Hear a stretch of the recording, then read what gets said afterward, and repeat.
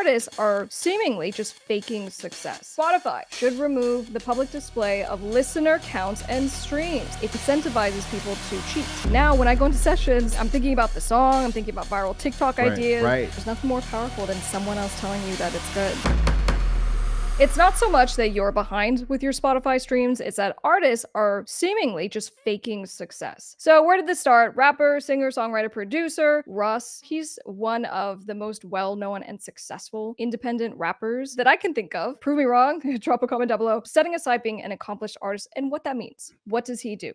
He went on a little bit of a rant, okay? I'll just start it off. This was from Twitter. He goes, Spotify should remove the public display of listener counts and streams. It's a catalyst for unhealthy comparisons. It creates misleading metrics like monthly listeners and incentivizes people to cheat so they can inflate the perception of popularity. So the argument that, Russ is essentially making is that we should do away with the monthly listeners metric that is publicly viewable to everybody. And I think there's pros and cons to this, but one thing we can say is that there's a popularity contest going on. It's not just on music streaming platforms. It has to do with all your numbers. The number of views that we saw on your reel posted today. Hiding the numbers would reduce the pressure to compete on inauthentic metrics and encourage a focus on the music itself. Look at Apple Music. There are zero convos about how music is performing on there or if streams are fake, as it should be. Where do you fall on this? Because there's a big category of like all the pros of doing this versus the cons. How do you feel? There's a conversation as well about if it encourages bad behavior because there is all that pressure. I mean, I don't know how you feel when you look at Spotify numbers, but when you see them, I take every Spotify number I see, it doesn't matter what artist it is, with a grain of salt, just because I know how it works. I don't believe a lot of these numbers. It would be incredibly embarrassing, not only to their brand, their market, their label, all of these things, if their artists were probably really showing what they were. And I think that when it comes to Spotify in advertising, and we just saw that the CEO of Spotify just cashed out a bunch more of his shares of his interest in it, and he's just cleaning up. We see that it's a business, and the numbers that are reflected on there help argue how much they're charging you per tier, how much they're going to charge advertisers. I get why it's there from a business standpoint, but for a music standpoint, from like a creator standpoint, it feels kind of crappy. What was that song you told me the other day for Gorillaz? Was that it? And so on the credit, right? So being De La Soul. So here's the thing. Are the numbers real? That's kind of Russ's, point here. He's like, there's other things that are going to boost the numbers. That doesn't mean just because you have a bunch of numbers that is your real fandom, right? So if you have a collab, right, you are tagged as a featured artist, right, or a main artist. So all of a sudden now, having whatever the listenership was, being tagged on that song, you just blow up to whatever it was. Rightfully so. If you collaborate on a song, you write, you produce, you should be tagged. And so it's a little hack to get more streams, but then the idea is it just fake popularity? Yeah, I recommend that for producers. When you're working with an artist, if you have multiple artists, to ask that they add you as a featured artist. I have a hard time thinking that Spotify is going to get rid of this because there's so many middlemen that get paid off of all this stuff and so many structures. Like, I don't even know what that would do. I would be glad to see these bot farms and some of these people going. But I've always had my suspicions that these labels are the streaming farms, or they are paying these people out. And I mean, just like, what if they put that money into actually developing artists? If they didn't have the pressure of showing fan numbers and competing with numbers, because otherwise, if you take down the numbers, I don't think that's going to stop people from botting. I don't think it's going to stop people from anything, because you still need those numbers to get your plaques, to get your awards, to get your Billboard charts. On the cons kind of list, that was a point that I thought of as well. I'm like, look, transparency for industry accountability, because how do you get bookings? Most of the time, the show promoter is going to go take a peek at your numbers and to make an educated guess based on your numbers on social media, your numbers on streaming platforms. Can you pull 50, 100, 200 people into the venue? One person commented, always funny to find some artist that has millions of monthly listeners, then realize it's just one viral TikTok song with 99% of their streams. So again, on the origination issue, I don't have a problem with that. If a song goes viral on social media and then it drives a huge amount of traffic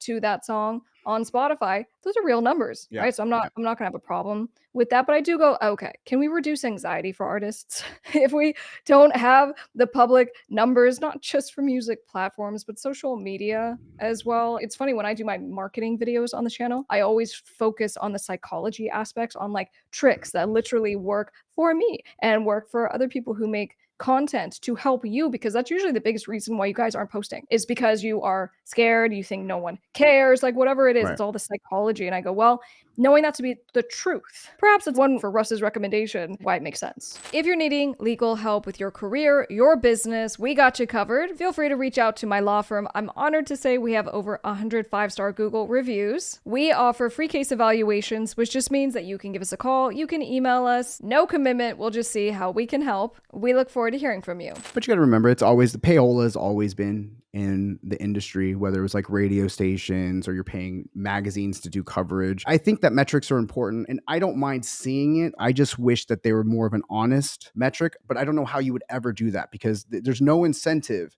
for Spotify or any of these businesses to be transparent. It's not for the artist, it's for the listener. It's for the listener, it's for the people that are invested in the shareholders. That's who Spotify is for. I can't tell you that I've ever been influenced by seeing somebody's numbers and been like, oh, they must be, you know what I mean? Like I like this because I'm seeing numbers. But I'm from a different kind of generation where you really had to seek out the music that you wanted and albums and things. I don't know. I'm gonna counter that, but more so from the social media proof. So market proof. There's nothing more powerful than someone else telling you that it's good. And so if you see a post that's gone viral and you're like, oh, this is terrible, and you see that 2 million people have liked it, you're like, I must be missing something, right? You had mentioned about the threshold thing. When this was first announced, I'm like, this is so ridiculous. Like the fact that there would be a cutoff, and I understand YouTube was doing it first. So we're gonna pretend it's like industry standard now. But nonetheless, anyone who's made any kind of royalty should get paid that royalty and not have to now meet this threshold of however many seconds, however many plays on it before you can get paid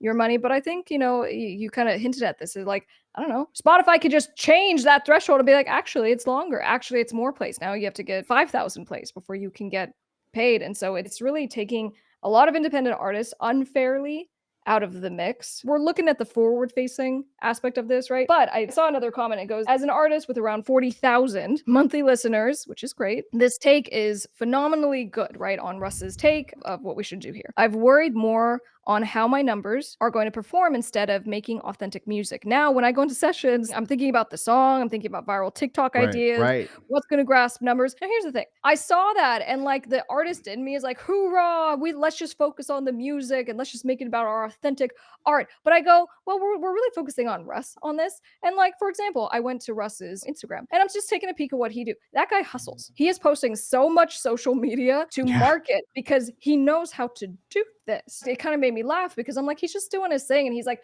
driving in one of his videos and it's like kind of a sexy song. And he's kind of doing one of these and looking real, away at the camera and stuff like that. And I go, for me to downplay the importance of really working your craft and marketing and putting out social media and stuff like that, you literally have to play the game. That's why I always say, become your own record label. Do this yourself. Take on the responsibility for your own success. Yeah, I think just with that same mentality and just the direct to fans aspect is just artists need to take control of their career. Cause I don't know about you guys, I'm tired of working for like 12 different jobs because I feel like I work for Instagram. I feel like I work for Spotify. I feel like I work for Apple. I feel like I work for YouTube because they're all getting paid. Shareholders are getting paid and cashing out off of our creative content on whatever platform that be, whatever kind of thing that is. We're the last to get paid, but they would have nothing if it wasn't for the creators to put the content on there. That's what keeps people on for watch time or listen time. Evan H. Music left a comment in response to this story, and he says, makes me feel even worse about my 3 monthly listeners.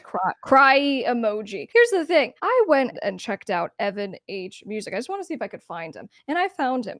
Here's the thing. Let me share right now. Evan H. Music Let's on go, Evan. Instagram. And I scroll down, like, let's check out and see what he's doing. Here's a couple things that I love. One, he has a video of him doing his thing and singing, and he sounds great. And then I was just devastated to see that this was posted May of 2024. Ooh. So, Evan, if you see this, I see you working really hard. Look at this effort he put into this video to show the different cameras, to record this, to edit this. And I see the hustle. And I just hope that Evan, who I then did go and check out, and he now has one more listener on Spotify, you're talented. And I see that what I just saw with you is happening so much with artists is that they're really good. They're talented. They have a skill. They're motivated. They did the thing. They just didn't do the thing enough. I just want to say, you just hit it on the head. This describes so many artists that are out there, incredibly talented musicians, putting a lot of effort into it, but because they're not getting the engagement, he hasn't posted in a year. He hasn't been able to find his community, and I think that's what's discouraging, because this stuff takes a lot of time. It's a lot of pressure to put out each one of your content. I feel like this channel, we always try to encourage the community to just try it, just put it out, just try different things. You have your best social media content ideas for artists that don't like to make content. So what I need you guys to do, I want you to go over to Evan H Music Go Instagram. say hi. Go subscribe, Yeah. drop him a little comment, say Top Music Attorney sent you, and just give him some love. And this is what we really need to do for everyone. I thought this was a great perspective. Truthfully, I probably I'm more on the line of like, I probably would like to see the numbers go away. I feel that anxiety and psychological stuff so much for artists. I am one myself. So in any case, great conversation. Drop your comments down below, and we'll see you on the next one.